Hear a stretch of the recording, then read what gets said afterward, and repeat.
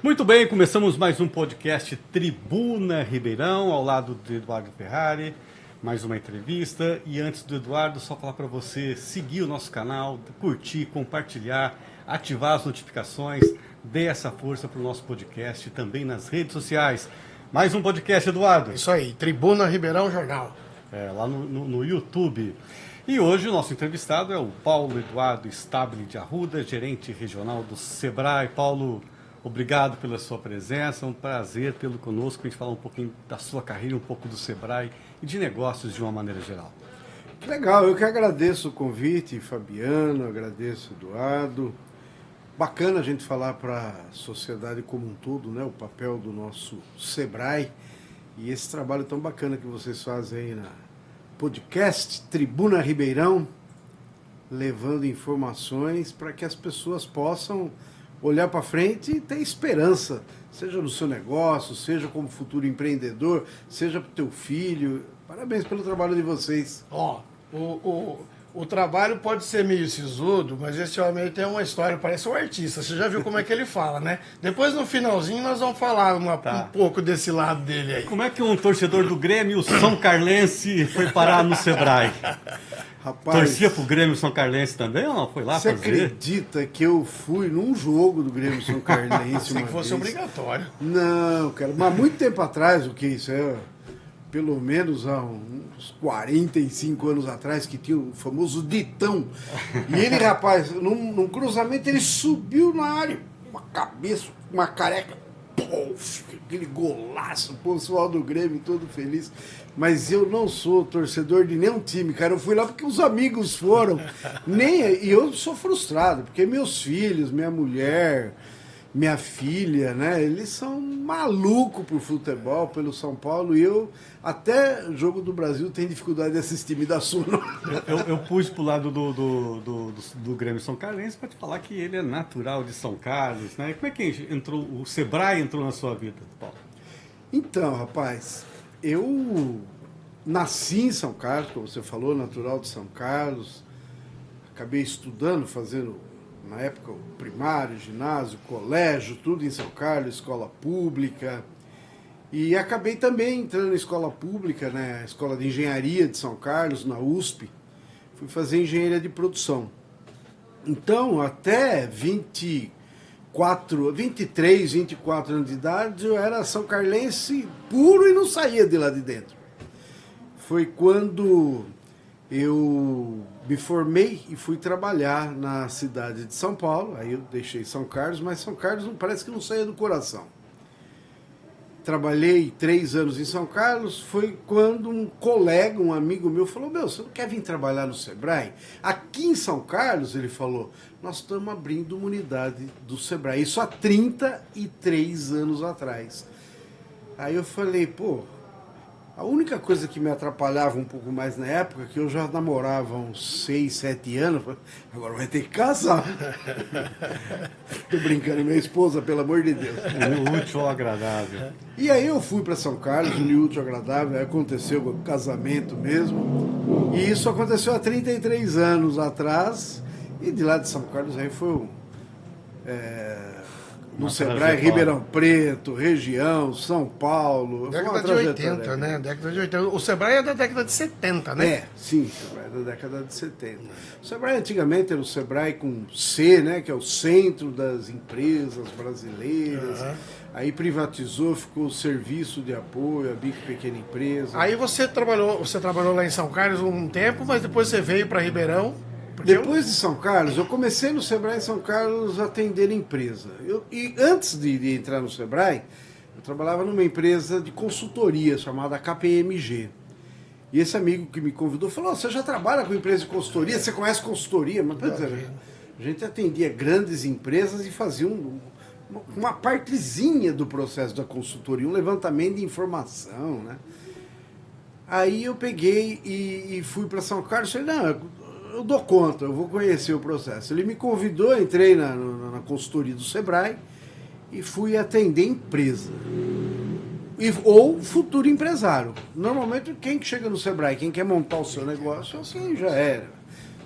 Aí eu me lembro, no primeiro dia, entrou a dona Duília entrou no Sebrae, era uma cabeleireira.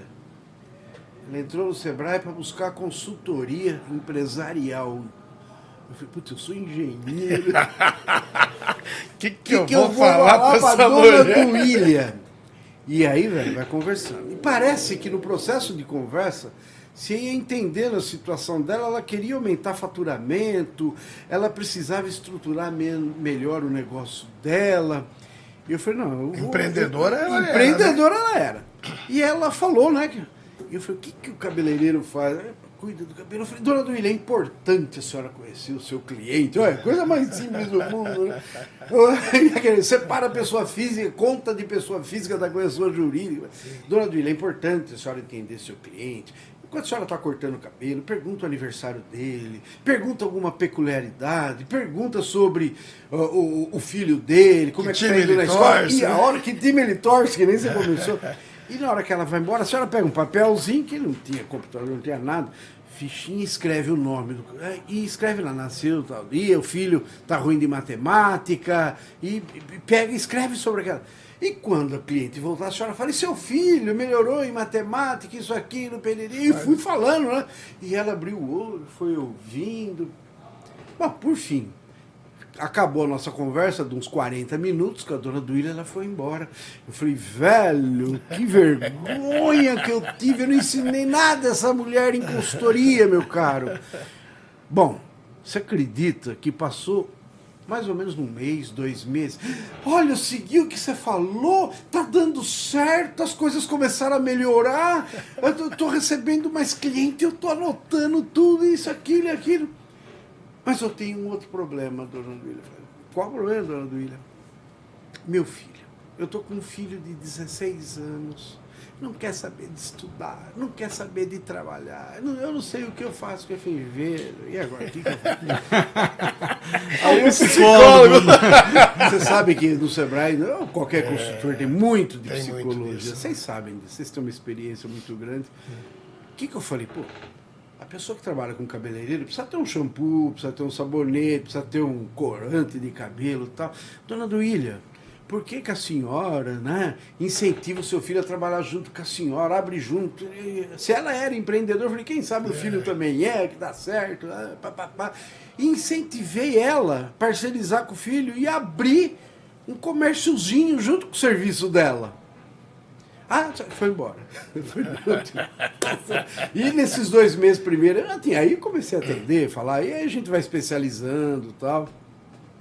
Bom, para encurtar a história, o filho dela, hoje a dona Duília tem uma rede de 4 salões de beleza na cidade de São Carlos. Foi Paulo Arruda que ajudou isso? Absolutamente não.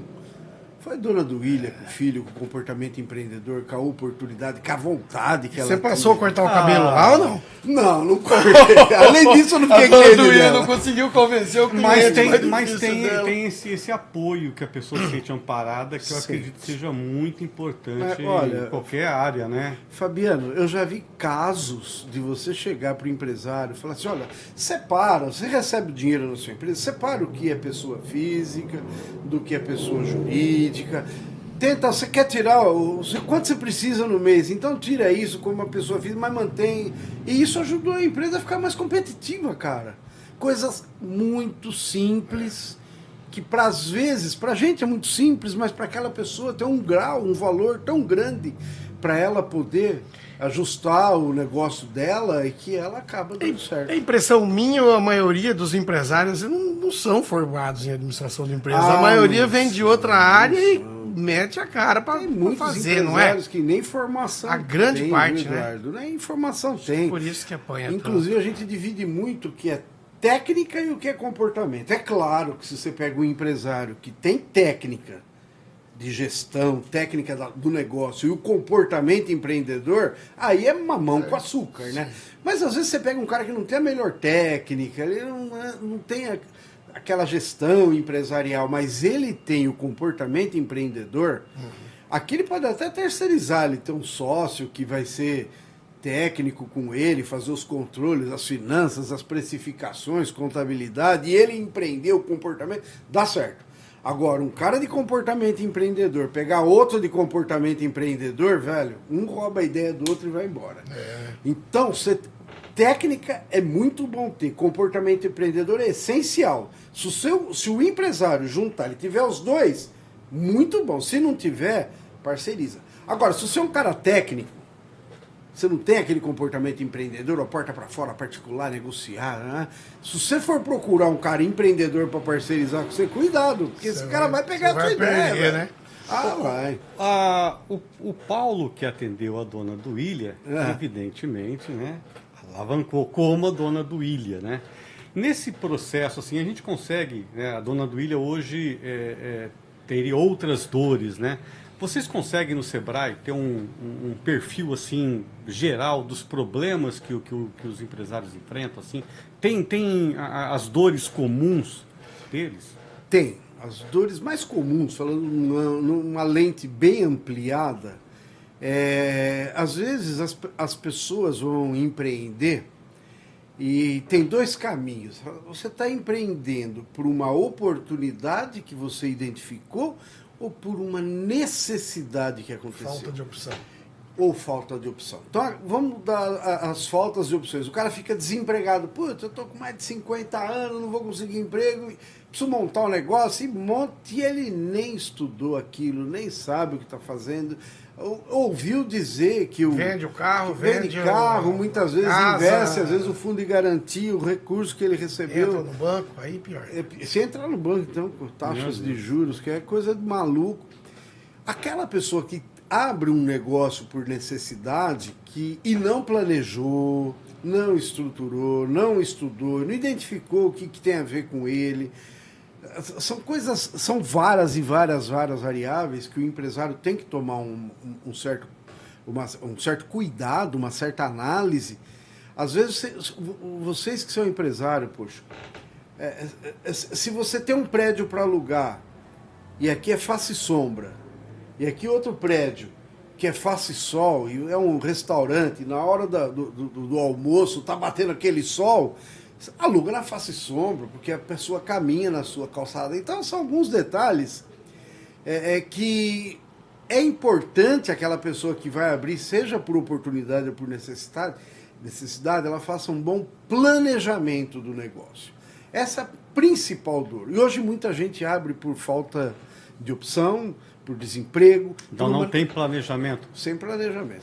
Por uma necessidade de uma segunda fonte de renda. E quando chega o Sebrae, muitas vezes chega tarde. Às vezes chega tarde. Se ele vai antes, estuda agora. Claro que a gente tem cases de sucesso também, onde o cara antes vai lá, a pessoa... Ontem eu fui num evento, eu falei para você, eu fui na cidade de Guariba, que a gente tem um projeto lá de cadeia produtiva local. Vi um depoimento de uma mulher que tem uma cafeteria, que ela começou a parcerizar com a UTAN aqui, com outras empresas. Pensou grande. Claro, antes ela começou estudando, vendo possibilidades, estudando a oportunidade. Ela começou por necessidade, mas ela estudou. Agora, por oportunidade, quando você começa o seu negócio por uma oportunidade que você identificou, é mais fácil. Porque você fala, pô, isso aqui é uma coisa que a sociedade está precisando, é um serviço que não tem, é algo que eu posso fazer diferencial, do E você começar a fazer aquilo, dar uma estudadinha, você tem muito mais chance. Inaugurou um prédio inteiro aqui e não tem uma padaria aqui por perto. Perfeito. Mas um exemplo legal que você fala. Vou te dar um exemplo, para que diferencia bem o que é a questão da oportunidade. Então, a pessoa passa na frente daquele ponto, e ele vê um ponto lá, aluga-se, e ele fala assim, ó, aqui vai dar uma excelente padaria. Olha que coisa boa, rapaz. É sentido centro-bairro, as pessoas param na padaria no centro-bairro. Olha, face sombra, que ponto. Aqui dá uma excelente padaria. Passa um dia, tá lá, aluga-se. Passa de novo, aluga-se. E ele fala de novo, ó, tô falando aqui vai dar uma excelente padaria. Passa 2, 3, 4... Até que um dia ele passa na frente desse ponto, ele vê lá, padaria. Né? Eu falei pra você, eu sou empresário, velho. A minha visão, manter uma padaria. A única coisa que ele não teve é a iniciativa de montar a padaria. Então, você tem que identificar uma oportunidade Porém, esse comportamento da identificação da oportunidade não pode ser sozinho. Ele tem que vir junto com a iniciativa. Então, aí você começa a trabalhar os comportamentos empreendedores, que são a essência, na minha opinião, para empreender. E a gestão você terceiriza. Hoje, inclusive, você encontra sistemas que te ajudam em gestão, parceiro, sócio, colaborador. Agora, o comportamento empreendedor tem que estar no coração, na alma da pessoa. Ô Paulo, você, lógico, evidente que presenciou muitas modificações, né, essas transformações que acontecem de período em período, e elas, a meu ponto, ao meu ver, elas estão cada vez mais aceleradas. O que é legal, assim, o que é interessante hoje, amanhã passa a ser uma coisa que não é tão interessante. Como é que vocês trabalham essas transformações diárias e aceleradas? Vamos falar a transformação mais ampla, eu entro no diário Sim. acelerado. Há 33 anos atrás, quando eu entrei no Sebrae, a cada 40 habitantes tinha uma empresa. Esse é o indicador, se você olhar 40 anos atrás, for lá no... Qualquer tipo de empresa. Qualquer tipo de... Quantidade de habitantes por empresa. A cada 40 habitantes, uma empresa. Hoje, a cada 10 habitantes, nós temos, em média, né, no Brasil, nós somos no Brasil 200 e poucos bilhões de habitantes, 20 milhões de empresas. A cada 10 habitantes, nós temos uma empresa. Só por essa informação, você imagina como essa coisa ferve, o ambiente ferve. Ou seja, principalmente nos últimos anos, para falar na questão da aceleração, houve um aumento muito grande de empresas, principalmente microempreendedores individuais. Pessoas que estavam numa informalidade ou que queriam montar um negócio de uma forma mais desburocratizada, mais simples, começou a se formalizar, e com a introdução do MEI, esse mundo mudou muito mais. Hoje, e com também a flexibilização da CLT, da legislação trabalhista, você vê muita empresa aí contratando PJ com PJ, né? Antigamente você entrava lá, funcionário, parceiro, e cada vez mais vai ser assim.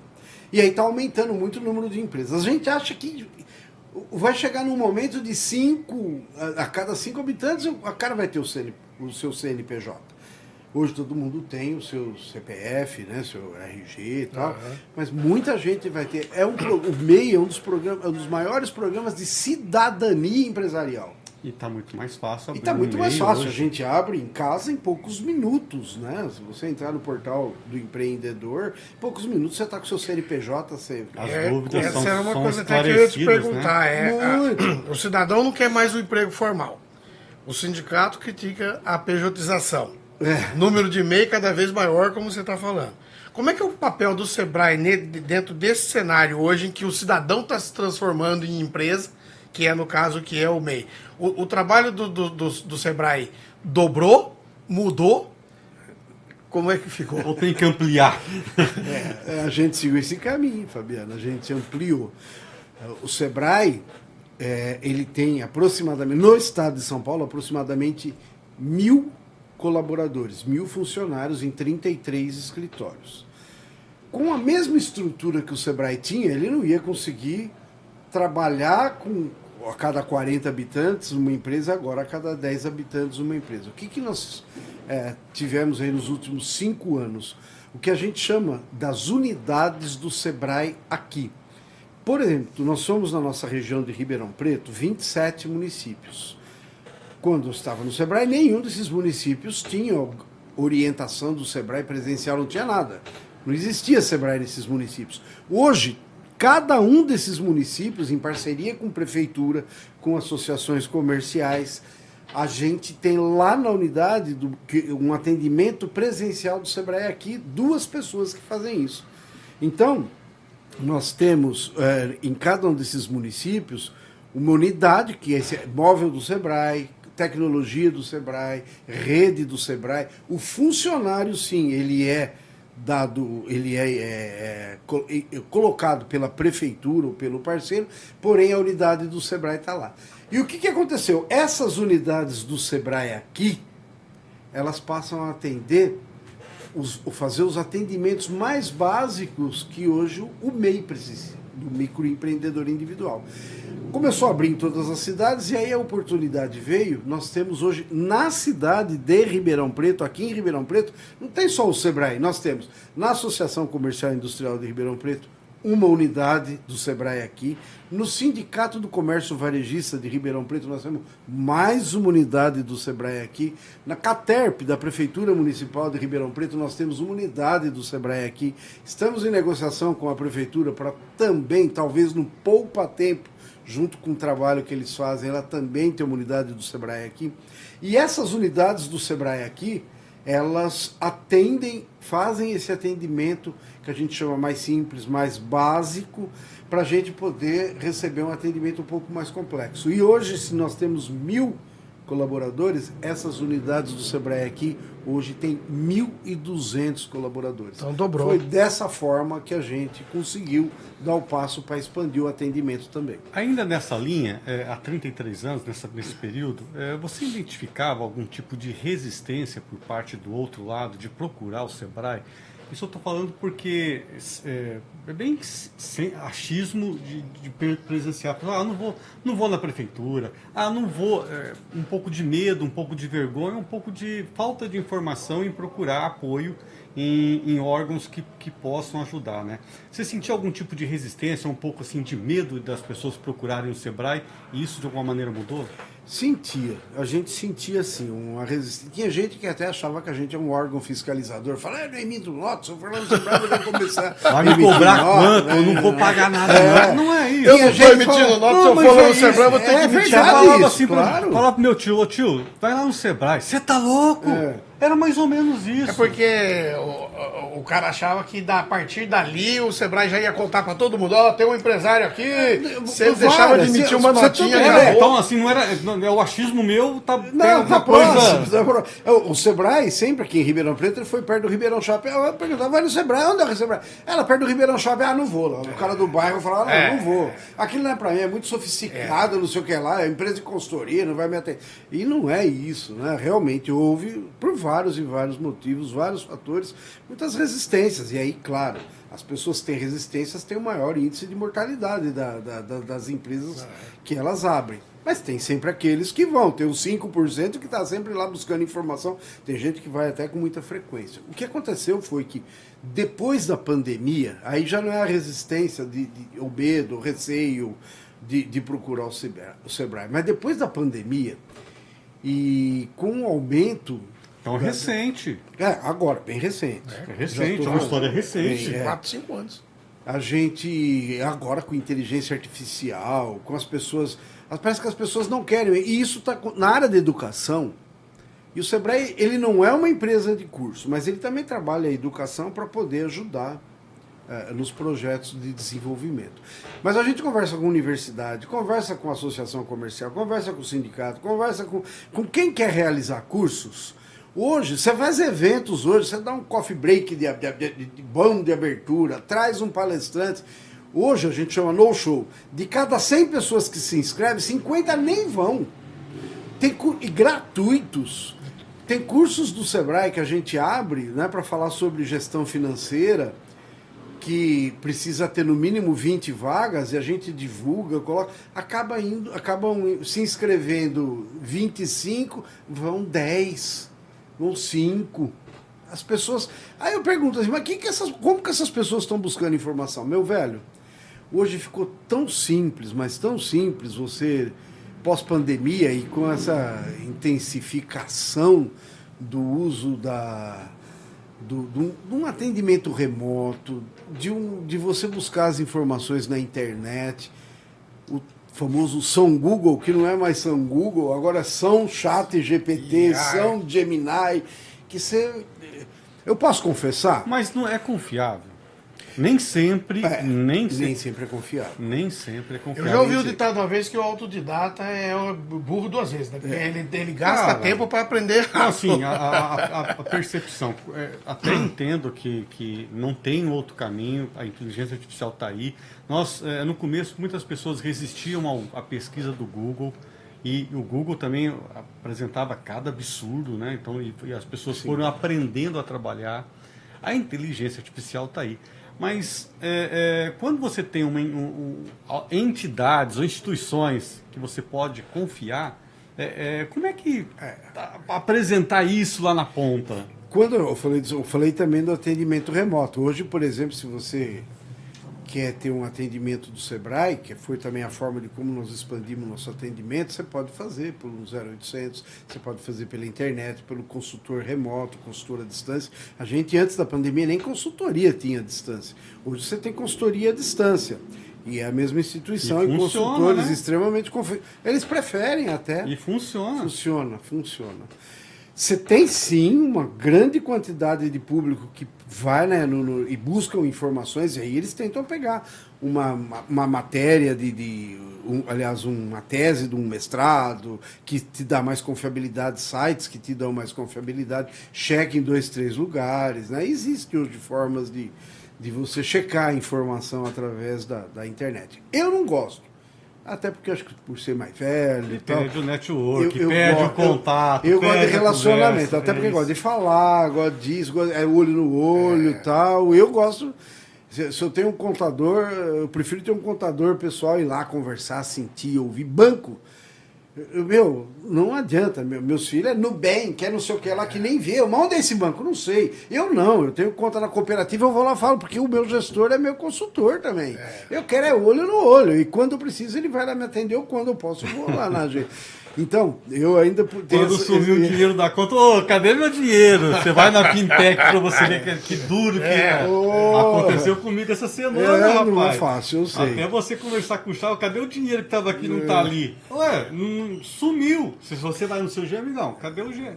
Até resolver, e aquela conversa, o Autobot lá, são no mínimo umas 3 horinhas ali. E é desesperador, né? Tem 3 ou 4 opções que nenhuma delas te atende, né? É desesperador. O termo é esse, Eduardo. Cadê o outras aqui das opções para eu escrever? O contato visual, pessoal, ele não vai acabar. É que nem está acontecendo no comércio. Logo depois da pandemia, todo mundo falou, transforma a sua loja no virtual, entrega, táxi, as mototáxis te entregam. Pra que você vai montar uma pizzaria, montar uma estrutura, o mototáxi te entrega, faz só a cozinha. Todo mundo. Mas isso, os estudos mundiais na NRF, lá em Nova York, você visitando as feiras, as duas formas são importantes. É importante, não vamos negar a questão de você ter uma loja do futuro, uma loja na internet, uma loja, fazer o seu relacionamento, mas você não pode deixar de ter o presencial. Como disse o Paulo do Barp, digital, né? Digital. Físico com digital. Esse é o caminho. Até porque, assim, quem está consumindo dentro desse mercado aí, extremamente digital, não está também no mercado hoje. É verdade. São os jovens, eles estão ainda dentro da casa dos pais, de boa, com um cartãozinho, com um pouquinho lá. E achando que sabe tudo. Achando, não é? Hoje você encontra gente que entra na internet e fala, eu já sou doutor, cara, nunca saiu nem de casa, mas no relacionamento é diferente. A hora que ela vai se relacionar com a pessoa, ela pode ter até o conteúdo. Por isso que nós que somos a economia prateada, né, o cabelo mais branco, temos que valorizar isso aí. Tem que saber conversar, tem que ter experiência. Sim. Não é só a técnica. Paulo, dentro dessa sua fala, e voltando quando você disse que um dos caminhos foi ampliar, você sentiu dificuldade em trazer bons profissionais para atuar dentro do Sebrae? Ou esses bons profissionais têm dificuldade comigo, viu? Porque eu vou falar assim, a gente, até por ser mais antigo, nós, sei lá, assistíamos os Trapalhões, isso aqui. Não vamos contar a idade assim, não? E aí, às vezes, até a forma dos Trapalhões conversar, que aí ficou dentro da cultura da gente. Quando a gente vai conversar hoje, que nem os Trapalhões falavam, você não pode falar isso, que senão você vai preso. Você não pode estar desse jeito, senão você vai ser acionado, vai ter um processo de assédio moral. Não, mas eu só falei... Tem um amigo meu que se você chamar ele de João, ele fica bravo, porque ele quer que chame ele de fumaça. E aí, outro dia, as pessoas não conheciam. Eu falei, fumaça, vem cá. Não faz isso. Você tá chamando o cara de fumaça, ele vai te... semana aí, ele vai te processar. Mas ele quer que chame ele de fumaça. E aí, então, eu não sei se eu tive é um problema desse com um jogador de futebol. Ele queria que chamasse pelo apelido. E as pessoas queriam, não, mas não pode, é preconceituoso. Cara, mas ele quer que chame ele pelo apelido na camisa. Então. E aí, respondendo a sua pergunta, né, talvez a moçada que está vindo aí, que estão dominando o mercado, e a gente vai cada vez mais não só aprender a trabalhar com eles, mas também estar subordinado a eles, eu acho que isso é... A gente tem que se adequar também um pouco à realidade. Mas eu senti, como eu ainda estou em plena ativa, e nos últimos 10 anos, eu sinto que tem... Parece que a gente, né, não sei nem se foi educação que foi, tinha que carregar a caixa, eu carrego, tem que varrer o chão, eu varro, tem que passar o pano, tem que fazer, eu faço, né? Não, eu já dei o meu horário, não posso ter isso aqui. Foi contratado para isso aqui e acabou. Não, Eduardo, e tem assim, só para exemplificar isso aí, eu conversando com alguns empresários, nós já conversamos com vários, o cara fala, vai lá fazer uma entrevista de emprego. Vai 10, de 10, 2, não quero, quando vai trabalhar, você fala, não gostei não, vou embora. Então a pessoa não quer nem trabalhar. Tem isso. A gente atende isso no Sebrae, basicamente a gente escuta isso. Aí é uma coisa que acontece no agro, na indústria, no comércio, no serviço, em todos os setores, o negócio é a realidade. E muito desses meios também que não sabia que era assim, né? E acho que era bacana ser pessoas estão se adaptando e nós bonita. temos que se adaptar a essa realidade aí. E acho que não temos como ser contra, pelo contrário, temos que ir nesse caminho. Ô Paulo, você tem uns números na cabeça, eu já vi isso aí conversando com você, etc. Tal. Tem um mapeamento assim da região. O comércio e a prestação de serviço ainda são o forte da região. O forte. Se você analisar, às vezes, separado um município, um outro, você encontra algum dado diferente. Tá. Claro que, por exemplo, Peculiaridade. Peculiaridade. Claro que Ribeirão Preto é onde concentra a maior parte de comércio, serviços, pouco agro. Mas, no geral, nossa região de Ribeirão Preto, esses 27 municípios, são aproximadamente 1.300.000, 1,5 milhão de habitantes, né? E aí são em torno de umas 150 mil empresas. Isso contando Ribeirão, Jabuticabal, Sertãozinho, Monte Alto, Orlândia, que são os 27 municípios da nossa região. Praticamente 50% dessa população está dentro da cidade de Ribeirão Preto. E o crescimento foi muito grande na área de serviços. Hoje, praticamente 50% é em área de serviços, 50%, alguns lugares até 55%, como é Ribeirão Preto, né? 55%. O comércio também vem com 32%, 33%, é um número extremamente alto. Então, só aí já concentra praticamente 80%, comércio e serviço. Aí a gente tem um pouco na região como um todo, né? Um pouco de indústria, 10, 12, 15% de indústria, mas 6, 7% de agronegócio. Tem muita coisa na informalidade também, falando no que é CNPJ formalizado. E a reforma tributária, ela vem para dar uma mexida muito, né, muito nesse quadro da região, né? É um assunto ainda está pouco explorado. Às vezes eu consigo falar com as pessoas sobre reforma tributária e sou muito direto, mas quando eu trato do amplo. Nós estamos falando de 27 municípios, tem muitas cidades pequenas. No geral, por exemplo, hoje a tributação ela é na origem. Então, aquela cidade pequena que tem uma grande usina, boa parte Pradópolis, pronto, você deu um exemplo, tem a usina São Martim.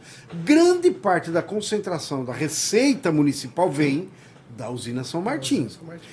Por quê? Porque hoje o tributo ele é na origem, na fabricação. Certo. Como que é um modelo que vai começar já em janeiro, agora, daqui a alguns dias. Mas tem toda essa fase de transição, né? O governo está apoiando, mas na nova legislação, na tributação, nova legislação tributária, o tributo não vai ser mais na origem, vai ser no destino. Então o que vai acontecer? Ribeirão Preto, que tem um grande consumo de comércio, aqui vai aumentar a arrecadação tributária. assim, na teoria, até porque tem um grande consumo. Sim. Porém, pode ser que muito do consumo que não vai ter nas pontas, né, nas cidades, elas vão ter uma menor arrecadação. Ah, tem município preocupado, então vai começar a enxugar município, vai sumir município.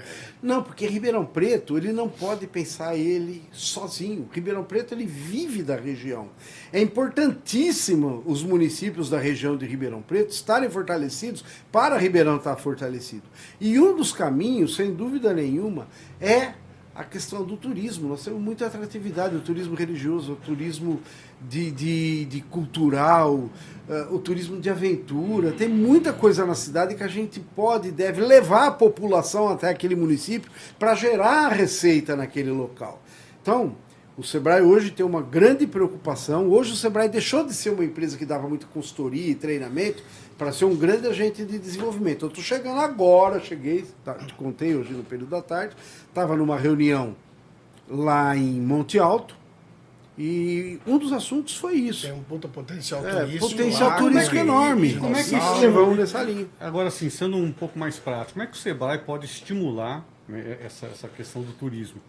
Porque a ideia é boa, né, para toda, e principalmente, acho que todas as cidades têm alguma coisa interessante para mostrar, ou a grande maioria tem. Como é que o Sebrae pode, na prática, ajudar nesse ponto? Fabiano, a cadeia, hoje a gente chama cadeia produtiva, CPL, cadeia produtiva do local. O turismo é que tem a cadeia produtiva mais horizontalizada possível. Você pode ter o turismo no agro, na indústria, no comércio, nos serviços, né, como um todo.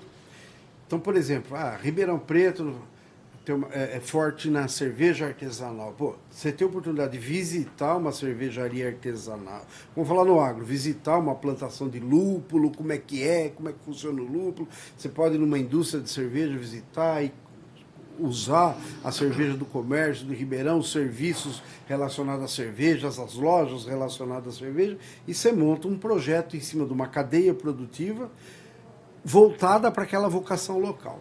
O que nós estamos fazendo com o município para ser mais prático que o Sebrae está fazendo? Sozinho não, mas junto, na parceria com a pública e privada, ou seja, Sebrae, mais a prefeitura, mais uma associação comercial, mais um sindicato rural para trabalhar o turismo rural, que é forte também na nossa região, turismo café, história.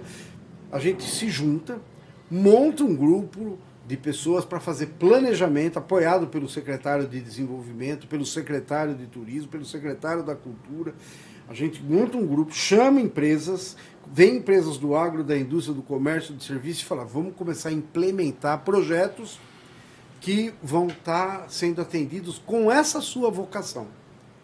E aí a gente percebe que essas coisas começam a se integrar na horizontalidade e aí podem-se, desde que haja todo esse processo de integração, esse processo associativo, é uma oportunidade para que o município seja mais competitivo. E o Sebrae está meio que capitaneando isso. O Sebrae está capitaneando. Hoje nós acabamos de fazer, já estamos na fase 2. Poderia até ter trazido aqui para vocês. É um projeto médio prazo, longo prazo? É de médio para longo. Não é assim. A gente tem visto, inclusive, uma atuação bem bacana da Secretaria de Desenvolvimento Econômico do Tem, Estado, né? O que você me contou hoje, As que rotas, vai sair as rotas. As rotas totalmente focado. Ribeirão está com rota de vinho. Do vinho, rota do queijo. Rota do queijo, rota tem de acompanhado no charcutaria. setor também. Vai sair Mas agora é a rota da cachaça. Rota da cachaça. Dia 11. E, gente, nós temos 1,5 milhão de habitantes. Se você passar um raio de 50 quilômetros de Ribeirão, nós temos praticamente 1,5 milhão de habitantes, que é um público extremamente consumidor, que você vai e volta no mesmo dia, né? Onde você pode, aquele dia, visitar o turismo cultural, o outro turismo religioso, o outro... Agora, aonde você vê a maior dificuldade, Paulo? Eu acho que nas prefeituras, não é não? O poder público ainda é a maior dificuldade, não é? Como é que Dumont pode ter um avião americano na praça principal, na cidade de... o Santos Dumont, há 120 anos atrás, vai lá e voa com 14 bis, faz uma exibição pro planeta inteiro, parece que era o homem mais conhecido do mundo na época dele, né? E aí Dumont põe um avião americano na praça, amigo. Ó, afronta. É verdade. Apesar de tudo falar do 14 bis, né? Deveria. Agora... Você tem um trabalho árduo pela frente, Tem, né? nós temos. Nós temos, o Sebrae não é sozinho, a gente faz o chamamento de projeto, aquele município que fala, não, eu acredito nesse projeto, eu quero trabalhar nesse projeto. Ele vem, porque também tem município que você tentar tirar leite de pedra não vai dar. Não. Nós sentimos isso na pele. Nós fizemos um projeto de corrida de rua da região metropolitana. Aliás, foi o primeiro evento que explorou o nome região metropolitana. Teve cidades, e eu vou pontuar, a cidade do Padre Donizete, Tambaú, que os caras fizeram de tudo para receber os corredores. Teve município como... O cara não colou um cartaz. Cartaz pronto em janeiro, a prova em abril, em maio, o cara não colou um cartaz, nem na Secretaria de Esportes. Eu vou falar do que deu certo, assim, não é que não deu certo, é que poderia ter sido melhor. Teve cidade, vou falar do Padre Donizete Tambaú, que os caras montaram uma feirinha para vender produto, mostraram, ó, para você chegar lá na igreja, você tem que seguir ali, a gente leva. Os caras fizeram bastante esforço para, nós tínhamos que 800 corredores na ocasião. Por aí, 800 pessoas de outras cidades que não conheciam, conhecer. E tenho certeza que muitos desses corredores voltaram para Tambaú. Sim. E teve cidade que não estava nem ligando. Mas, nem ligando. Olha, eu vou te dar um exemplo de que a gente tem que ver luz no fim do túnel.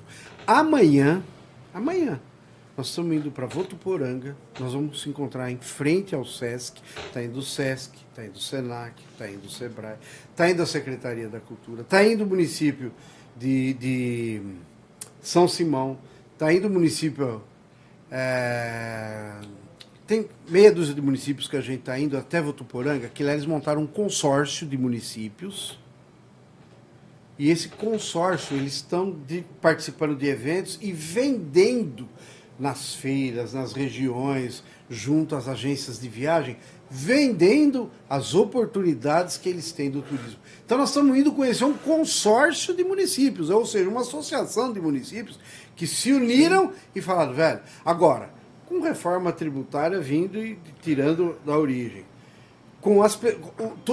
nós tivemos com o próprio Ricardo Silva, aqui de Ribeirão Preto, que é o presidente da região metropolitana, quando ele viu o projeto, quando ele viu o diagnóstico que nós já fizemos, ele falou, eu não só estou daí, tudo que precisar, quero ajudar. Estamos visitando os municípios ficam com 2 olhos desse tamanho quando a gente justifica o projeto. Então nós já estamos indo amanhã para ver o que é essa questão de trabalhar esse consórcio entre municípios. E não o Sebrae sozinho, não, com vários S's, com vários parceiros, com vários Altinópolis. Está indo Altinópolis também. E aí a gente vai ver só mais força. Mas você tem razão, Fabiano. Não é do dia para a noite. Eu imagino que nós vamos começar a colher frutos.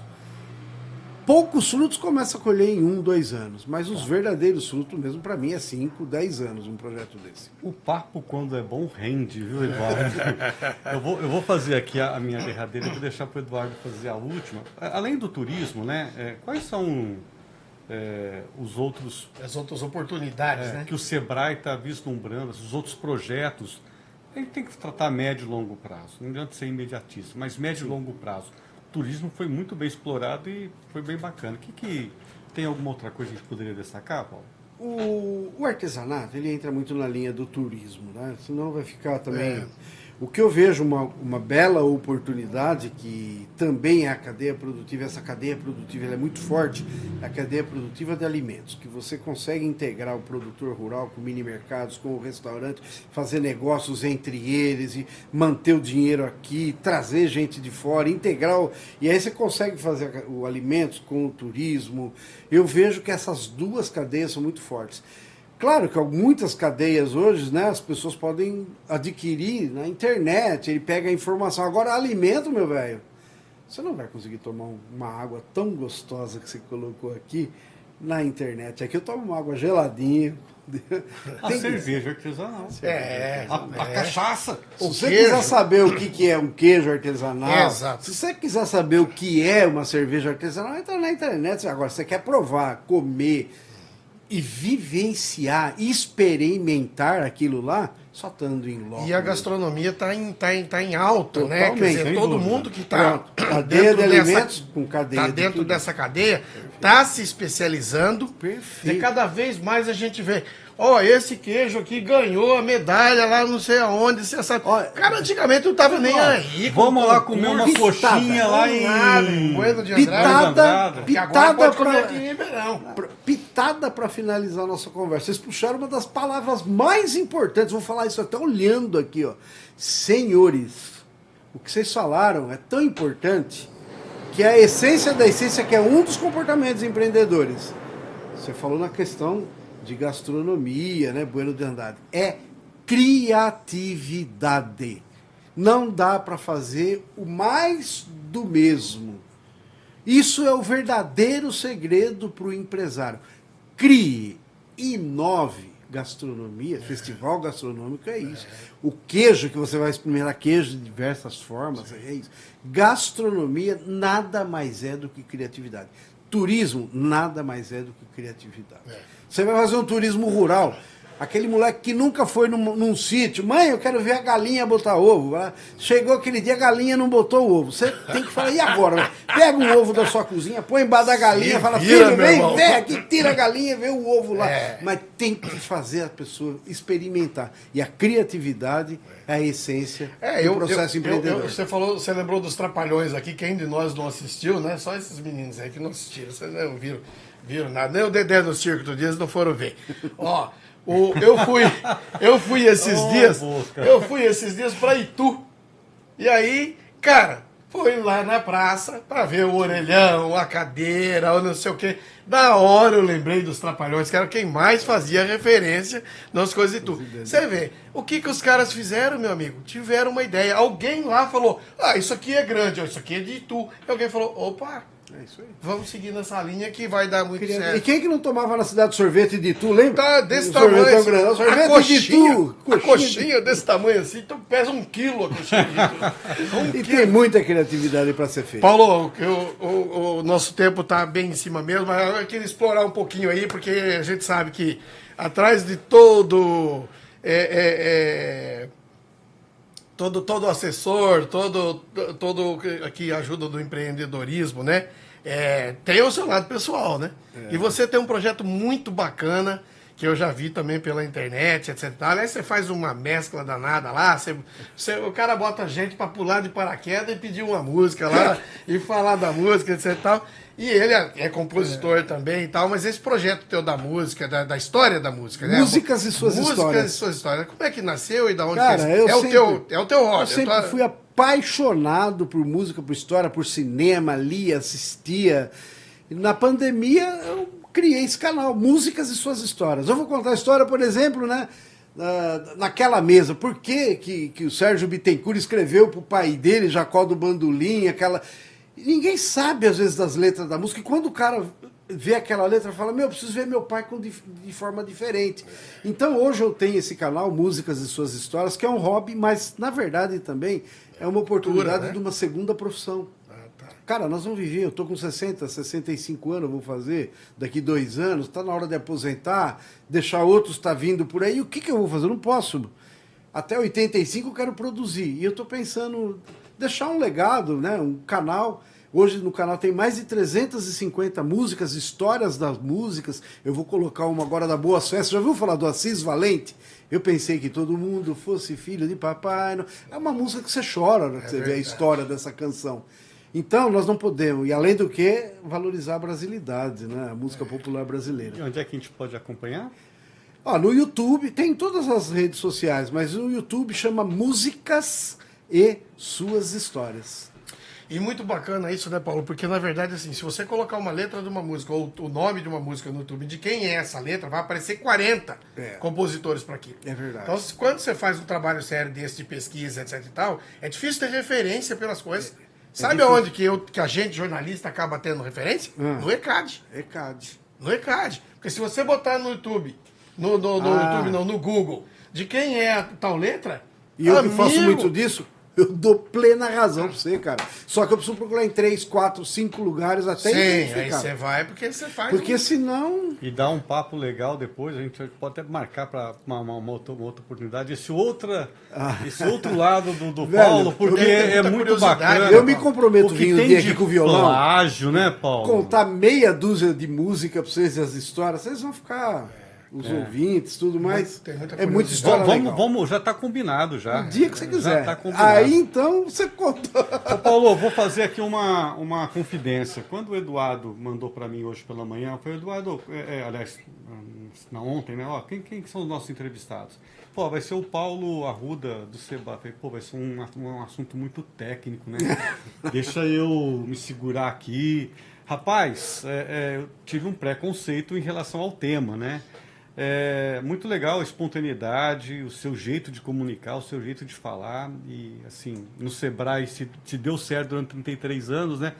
Com esse projeto, então, cara, você está no caminho mais do que certo. Surpreendente para mim, que não te conhecia pessoalmente, esse bate-papo. Foi um prazer mesmo, viu, cara? E você vai conhecer melhor ainda o Música e Suas Histórias. Tá combinado, então? Nós vamos rir, Fechou, Eduardo? Nós vamos rir e chorar juntos nessa mesa aqui, meu Eu velho. vi uma foto sua com umas cachaças. E traz uma cachaçinha aqui. vem Vem trazer. de Uber. Cachaça, vai vir um cara aí que entende de cachaça, hein? Obrigado, viu, Paulo? Eu que agradeço o convite. Para mim é uma grande honra falar de Sebrae, que eu respeito muito, ajudou-me desenvolvimento pessoal e profissional, bem como do Música e Suas Histórias, que agora toca não só o coração, mas principalmente a alma. Conversamos aí esse bate-papo com o Paulo Arruda. A gente volta numa próxima oportunidade. Obrigado a todos.